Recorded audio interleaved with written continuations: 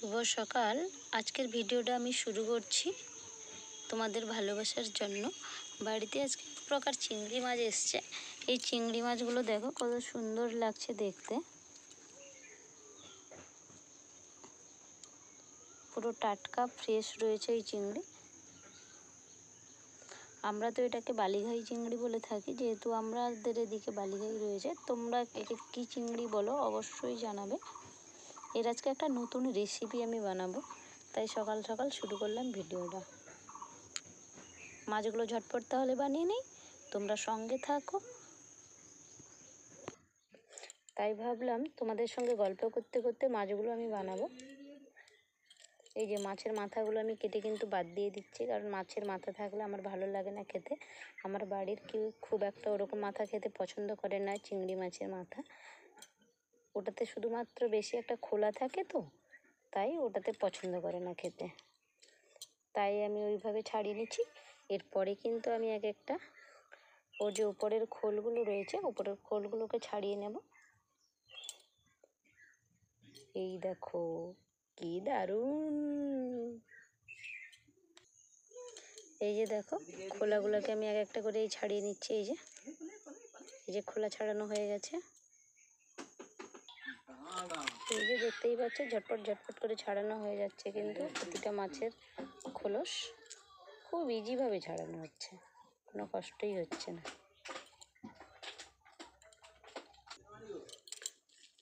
এই যে দেখতেই পাচ্ছ কতগুলো মাথা আমি বাদ দিয়েছি।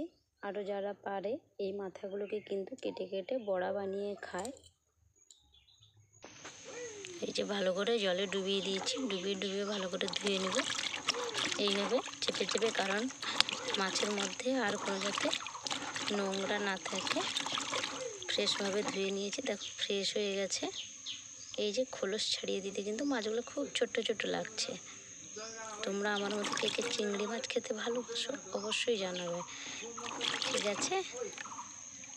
পুরো রেসিপিটা দেখতে হলে ওই চ্যানেলটাকে একবার সাবস্ক্রাইব করে রাখুন, পাশে থাকা বেল আইকনটি প্রেস করে রাখবেন, যাতে নতুন ভিডিও আপলোড হওয়ার সঙ্গে সঙ্গে আপনারা দেখতে পান। পুরো রেসিপিটা দেখার জন্য আপনাদের অনুরোধ রইল। সঙ্গে থাকুন, ভালোবাসা দিতে থাকুন, পাশে থাকুন। এই যে একটা পাত্রের মধ্যে আমি নিয়ে নিয়েছি, বাটিতে রেখে দিয়েছি। এবার আমি ওখানে অল্প পরিমাণে একটু সর্ষের তেল আমি দিয়ে দিব, যাতে মাছটা কিন্তু নুন হলুদ মাখানোর সময় যদি সর্ষের তেল একটু দিয়ে দেন, তো তাহলে কোনোভাবেই মাছ ঘাঁটবে না, কাটবে না। আপনি যত দেরিতেই মাছ ভাজুন না কেন, কোনো অসুবিধা হবে না। এই যে অল্প পরিমাণে একটু লবণ আমি ওখানে মাখিয়ে দিচ্ছি, আর একটু হলুদের গুঁড়ো মাখিয়ে কিন্তু এখন আমি ওটাকে কিছুটা সময় রেখে দেব, প্রায় 10 থেকে 15 মিনিট। ততক্ষণে মশলাগুলো আমি রেডি করে নেব।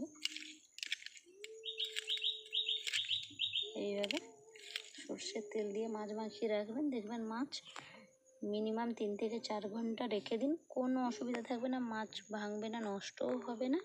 এইভাবে আমি এক এক করে মাছটাকে নুন হলুদ সর্ষের তেল মাখিয়ে রেখে দেবো প্রায় 10 থেকে 15 মিনিট। তারপরে আমি মশলাটা রেডি করে নিচ্ছি। কী রান্না করছি অবশ্যই তোমাদের জানাবো, ওটা দেখতে হলে সঙ্গে থাকতে হবে। এই যে চিংড়ি মাছটাকে ম্যারিনেট করতে রেখে শিলনোড়াটা ধুয়ে পরিষ্কার করে নিলাম। এতে কিন্তু আমি সর্ষে কাঁচা লঙ্কা পোস্ত বেটে নেব। এই যে এই চামচেরই পোস্ত আমি 2 চামচ দেব, সর্ষেও আমি 2 চামচই দিলাম, কারণ কালো সর্ষে তো বেশি দিলে কিন্তু খুব একটা খারাপও লাগবে না, কিন্তু খুব একটা ভালোও লাগবে না, একটু গিরগিরে থাকবে। আর পোস্ত এই যে এই চামচে 2 চামচ দিয়ে দিচ্ছি।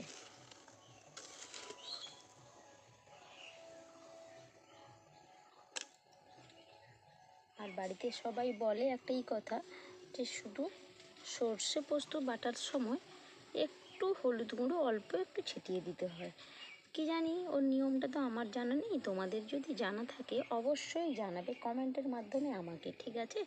আর 2টো কাঁচা লঙ্কাও এর সঙ্গে বেটে নেব, যাতে সুন্দর একটা স্বাদ লাগে, ঝাল ঝাল ঝাল ঝাল ব্যাপার থাকে, তো তার জন্য আমি সর্ষে পোস্তর সঙ্গে 2টো কাঁচা লঙ্কা দিয়ে দিলাম বাটার জন্য। এই যে সর্ষে পোস্ত বাটা চলছে।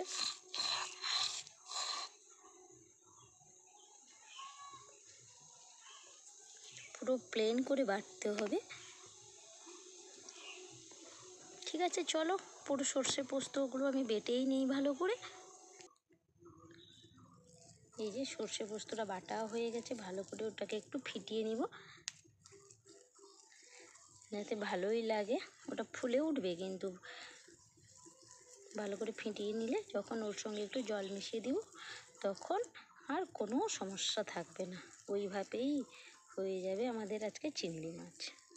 এই যে আমার টিফিন বক্স ধুয়ে পরিষ্কার করে রেডি হয়ে গেছে। তার কাছে আমার সরষা পোস্ত কাঁচা লঙ্কা বাটাও একটা বাটির মধ্যে রেখে দিয়েছি, রেডিও হয়ে গেছে। এবার শুধু ভাপে দেওয়ার সময়।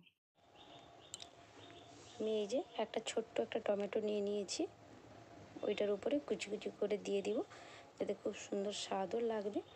আমি যেহেতু অল্প পরিমাণ বানাবো তার জন্য আমি ছোট টমেটো দিয়েছি। এবার আপনারা যেভাবে বানাবেন, আপনাদের পরিমাণ যদি বেশি হয় তাহলে বেশি পরিমাণও আপনারা বানাতে পারেন। এই যে টমেটোটাকে আমি ভালো করে কেটে ধুয়ে নিয়েছি। এখন কেটে কুচি কুচি করে কেটে আমি রেখে দিব যাতে ওটাতে স্বাদ, খুব সুন্দর একটা স্বাদ আসে।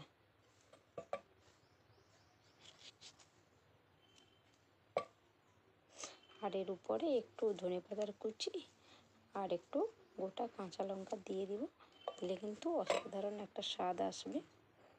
এইভাবে ছোট ছোট যাতে ওটা সেদ্ধ হয় টমেটোটা, দিলে দেখবেন ওর ফ্লেভার একটা দারুণ ধরনের আসবে। এই যে আমি অর্ধেকটা টমেটো দিলাম, খুব একটা বেশি দিলাম না, আর অর্ধেকটা আমি এই যে রেখে দিচ্ছি।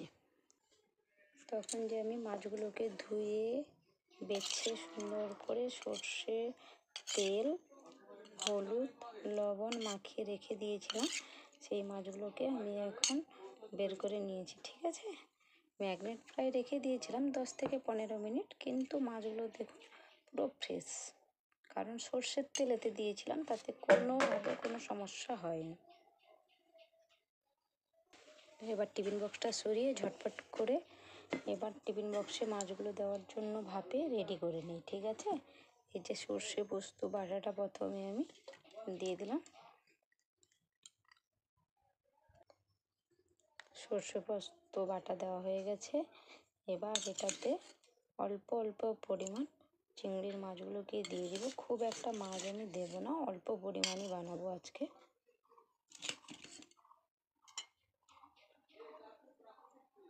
ব্যাস এই মাছটাই দেবো, আর দেবো না মাছ, আর জলও দেবো না।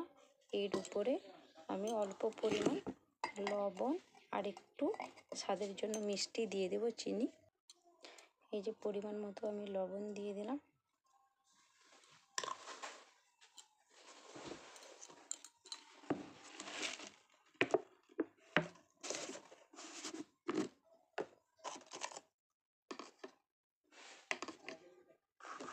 খালি হাতে গোনা 2-4টে চিনি ফোঁটা দিচ্ছি, কারণ ওরা স্বাদটাকে খুব সুন্দরভাবে বাড়িয়ে তোলে। একটু টক মিষ্টি ঝাল না থাকলে কি খাবার জিনিস ভালো লাগে। এর উপর থেকে ছড়িয়ে দিচ্ছি একটা করে টমেটোর কুচি, যাতে ওই টমেটোগুলো কিন্তু ভাপে ভালোভাবেই সেদ্ধ হয়ে যায়।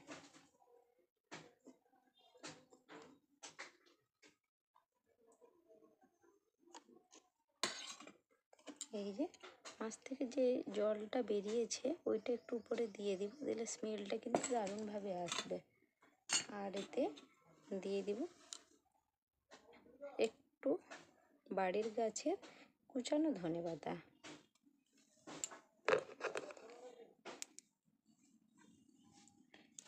আর তার উপরে দিয়ে দিচ্ছি 2টো বাড়ির গাছের সূর্যমুখী কাঁচা লঙ্কা।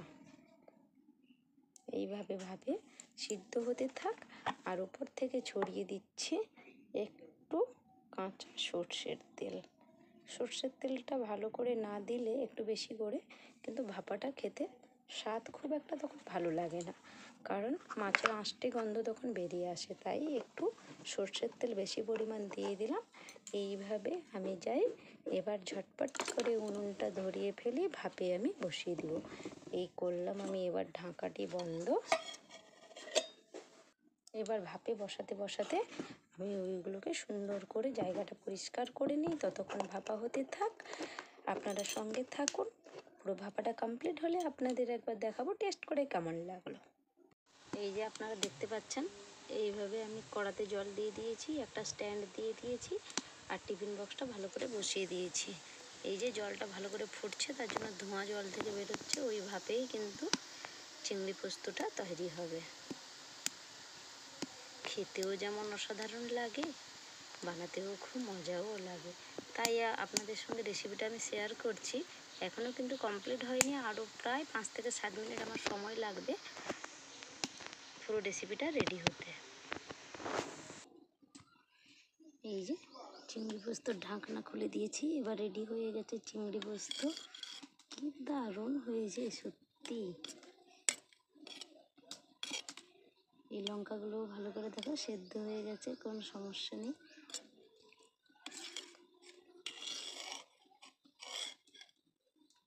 এই দেখেছো চিংড়ি পোস্ত। আজকে রেসিপিটির নাম ছিল চিংড়ি পোস্ত। আপনারা এইভাবে ঘরোয়া পদ্ধতিতে চিংড়ি পোস্ত বানিয়ে অবশ্যই খাবেন। আর কেমন লাগে আমাকে কিন্তু একটা কমেন্টের মাধ্যমে জানাবেন। চ্যানেলটাকে সাবস্ক্রাইব করবেন, ভিডিওটা ভালো লাগলে একটা লাইক করে রাখবেন। অসাধারণ খেতে হয়েছিল কিন্তু। আর কে কোথা থেকে আমার ভিডিওটা আপনারা দেখছেন সেই সূত্রে আপনাদেরকে জানিয়ে রাখবো, একটা কমেন্টের মাধ্যমে জানাবেন, তাহলে আমিও আপনাদের পেজটা ফলো করতে পারবো এবং আপনার চ্যানেলে বন্ধু হয়ে থাকবো। আপনারা এইভাবে পাশে থাকুন, ভালোবাসা দিতে থাকুন। আজকের মতো এই পর্যন্ত, টাটা। আবার ফিরবো নতুন কোনো এক নিত্য নতুন রেসিপি নিয়ে। বাই।